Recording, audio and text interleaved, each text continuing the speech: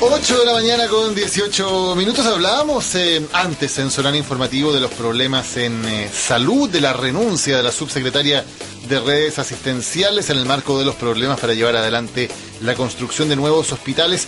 Vamos a hablar con alguien que conoce de primera mano estos asuntos. Luis Castillo, ex subsecretario de redes asistenciales durante el gobierno del presidente Piñera, actual decano en la Facultad de Medicina de Universidad San Sebastián. De la Universidad San Sebastián. Luis, bienvenido, muy buenos días. Buenos días, gracias por la invitación.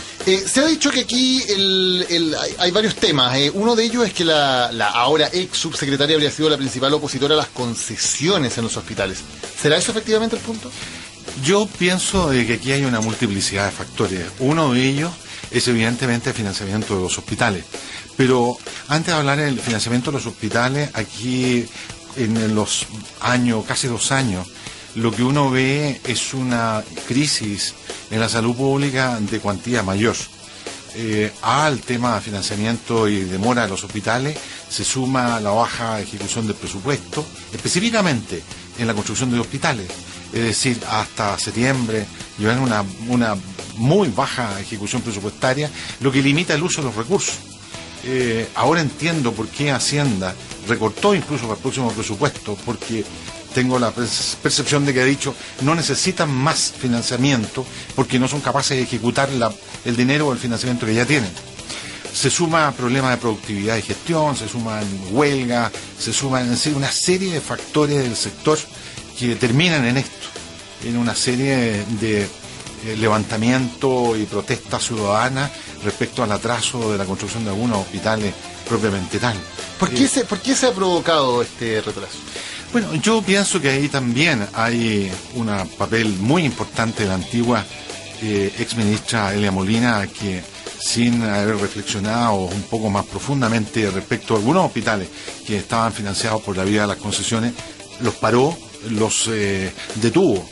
En circunstancias que ya algunos de ellos, muchos de ellos, por lo menos 3, 4, estarían en franca construcción. Uno de ellos emblemático, que es el Hospital Sotelo del Río, que atiende a 1,5 millones de habitantes, que hoy día está retrasado, y la verdad es que así como está, yo creo que se va a empezar a construir por ahí por el año 2025, con suerte, o más allá.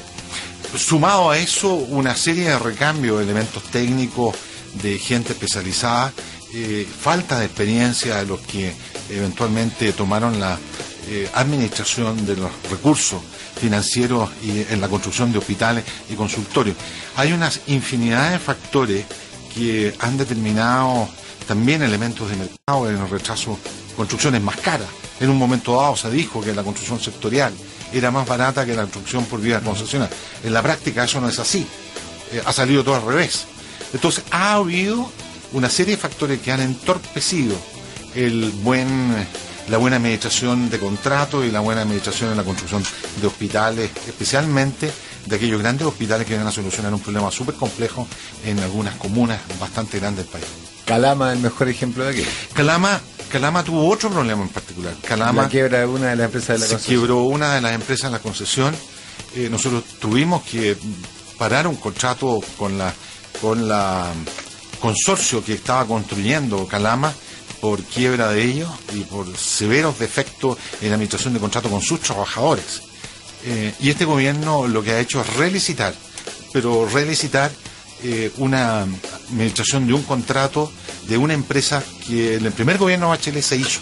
La selección de esta misma empresa que finalmente quebró y ahora se vuelve a relicitar y espero que se vuelva a empezar a construir 2 años más tarde. ¿Y hay alguna opción cuando ocurre eso? ¿Uno tiene alguna opción además de relicitar? ¿No puede hacer una asignación directa? Hay varias opciones. Una de ellas es la relicitación con todo el proceso, porque hay nuevos costos y nuevos gastos. También puede hacer una asignación directa previa acuerdo y autorización por parte de la Contraloría de la República y previo estudio de los costos y plenamente de acuerdo con el Ministerio de Hacienda y la Dirección de Presupuesto. Y la tercera cosa es que sea el propio Ministerio, Obras Públicas o Salud, a través de empresas propias, la que termine la construcción. Eso se hace cuando ya hay, o contrato independiente, se hace cuando el término de la obra es muy pequeño, o son obras muy pequeñas. Obras más grandes, como Calama, requieren una empresa fornida que tenga las capacidades técnicas para construir y terminar una estructura de esta magnitud. Ahora, había mucha crítica al comenzar este gobierno sobre la forma en que se habían llevado adelante las concesiones. Incluso se presentó un catastro de todos los problemas en las distintas concesiones que se habían dejado del gobierno anterior. ¿Ustedes creen que este diagnóstico estaba equivocado? No solamente equivocado, yo creo que hubo un error diagnóstico y evidentemente que el tratamiento que se le dio al sistema fue absolutamente equivocado. Cuando uno mira hacia atrás, uno se da cuenta que ahí hubo un error, yo diría un error histórico en la toma de decisiones al respecto. Se dijeron tantas cosas. Recuerdo que los dos proyectos concesionados actuales, Hospital de Maipú y Florida, son hospitales concesionados que nosotros administramos, pero ya venían concesionados en el primer gobierno de la presidenta, y nosotros los terminamos, estos hospitales. Los contratos que ya tenían también los pudimos ajustar a la realidad actual, pero en condiciones muy pocas debido a la escasa margen de flexibilidad que tenían. Los otros contratos, sin un elemento de reflexión y sin haber evaluado las concesiones de los hospitales, que estos dos hospitales son los primeros en el país, se cierran las compuertas para seguir financiando por esta vía la construcción de hospitales. Ahora, esta vía de financiamiento de hospitales por vía de la concesionada, por lo menos en esta administración, yo creo que esta vía de financiamiento está muerta. Es decir, en este gobierno no va a haber posibilidad de financiar hospitales por vía de las concesiones por un problema ideológico, porque se ha transformado esto en una lucha ideológica y dejando en segundo y tercer plano a la población y a las necesidades de las personas. Estamos conversando con Luis Castillo, ex subsecretario de Redes Asistenciales durante el gobierno del presidente Piñera. Dice, es por una razón ideológica. ¿Qué ventaja o por qué, en opinión de ustedes y su opinión y en opinión del gobierno anterior, era una buena idea concesionar y no hacer que el Estado construyera, digamos, por sus propios medios? Uno de los elementos fundamentales es que el riesgo es asumido por un concesionario. La mantención de la estructura propiamente tal y la operación en sus elementos indirectos también es administrado por un tercero. En las condiciones actuales y sectoriales, todo administrado por el Estado. Si el Estado tiene alguna dificultad, se para todo, el riesgo del Estado. El ejemplo clásico es el tema del Hospital de Calama, donde hubo una quiebra de una empresa y el riesgo lo asume el Estado y pasa 2 años tratando de volver a relicitar y volver a poner en marcha. Hay multiplicidad de factores. La tasa de descuento comparativa frente a una determinada inversión del Estado, cuando uno pide eventualmente un préstamo blando afuera y lo compara con la situación, es prácticamente la misma. Pero lo más importante es que con un concesionario uno asegura de que haya una mantención de los hospitales en forma adecuada y se responde en forma adecuada. Ha habido dificultades en los contratos actuales, pero yo digo bien, todos estos contratos de concesiones actuales hay que evaluarlos después de un tiempo que lleven ejecutándose, y hay que afinar el programa y el proyecto y la ley de concesiones para los hospitales, porque son conceptos distintos, no es lo mismo que concesionar una carretera. Hay, yo diría, 3-4 factores de vital importancia que hacen que el riesgo sea asumido por un tercero y no por el Estado, y el Estado limitarse fundamentalmente a desarrollar y dar salud, acciones sanitarias, curativas y preventivas del mejor nivel posible. Salud no tiene expertise en hacer y armar ladrillos. Salud lo que debe hacer es dar salud. Ese es el core, ese es lo central, dar muy buena atención a la población. Ahora, pero no significa eso que la infraestructura queda en manos de otros en lugar del Estado, que es quien debe operar esa infraestructura hasta el fin de los tiempos, como ocurrió con el Hospital Viejo de Calama, por poner un ejemplo, que debió haber estado dado de baja hace 20 años ya por la cantidad de población que atiende. La estructura cuando se hace por vía de las concesiones siempre es una estructura del Estado.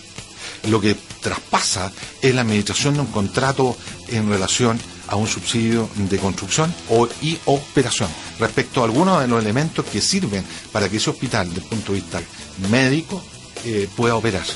La estructura de blanco, de los servicios clínicos, los servicios médicos, la tabla de operaciones, los servicios de urgencia, siempre en una vía de concesiones, siempre queda en manos del Estado. O sea, el hospital es del Estado, es un hospital público. La gente se va a atender como si fuera un hospital público cualquiera. Y no paga nada, hay gratuidad, etc. Es un hospital, para fines prácticos, es un hospital público. Lo que hay es un contrato de arriendo, que uno paga un arriendo. Y si uno le suma que a ese mismo concesionario te vaya reponiendo los equipos, uno paga un contrato de arriendo por los equipos de última generación. Hoy día, los hospitales públicos, los hospitales sectoriales, los grandes hospitales del país, el Hospital San Juan de Dios, el Hospital Salvador, el Hospital San José, en general, tienen externalizado la gran mayoría de los servicios indirectos que trabajan en un hospital. Ejemplo, lavandería, aseo, alimentación, transporte, está todo externalizado. Correcto. Que eso es una concesión, hace exactamente lo mismo. Ni más ni menos. Lo único que el concesionario se preocupa, entre otras cosas, es que el edificio tenga la máxima capacidad de operación para que Salud la opere a la máxima posibilidad y a la máxima utilización. Es decir, el concesionario tiene que mantener limpios los pabellones, limpios los cuidados intensivos, tiene que mantener el transporte adecuado, darle buena alimentación a los enfermos de acuerdo a los requerimientos de salud, tiene que ejercerse en forma adecuada todo lo que significa la seguridad eléctrica, la seguridad de los gases, todo eso para que Salud opere su hospital de la mejor manera posible y dé la mayor cantidad de acciones curativas y preventivas a la población. Ahora, cuando hay concesiones o licitaciones en cualquier área, y especialmente en el área de salud, siempre está la queja o la crítica de que puede haber algún tipo de negocio privado que pudiera ser eventualmente ilícito involucrado. En el caso particular de las licitaciones de hospitales está el tema de Sydex, la empresa contratada por Cabal, que apareció a raíz del caso Cabal, aparecieron antecedentes sobre eventuales licitaciones que podrían haber tenido tráfico de influencias en este caso. Concretamente, de que Mauricio Valero, el gestor de esto, tuvo reuniones en su momento con Patricio Cordero y con Nivaldo Mora, que fue en su momento su jefe de gabinete, antes, ¿no? Luego asumió como jefe del Servicio de Salud Metropolitano Central. ¿Ha logrado esclarecer algo de lo que pasó en ese momento o de por qué se dieron esas reuniones, por qué quien era su hombre de confianza se reunió con estas personas que estaban haciendo gestiones para Cabal? Mire, el contrato Sydex es una empresa informática que su contrato con Salud comenzó en el año 2008 a propósito de un convenio marco en el Chile Compra. Salud contrató a Sydex, entre otras empresas, y los servicios de salud en forma autónoma e independiente contrataron con Sydex servicios de software para atención primaria y algunos servicios de salud para atención hospitalaria. Este contrato, cuando nosotros llegamos en el año 2010, ya existía.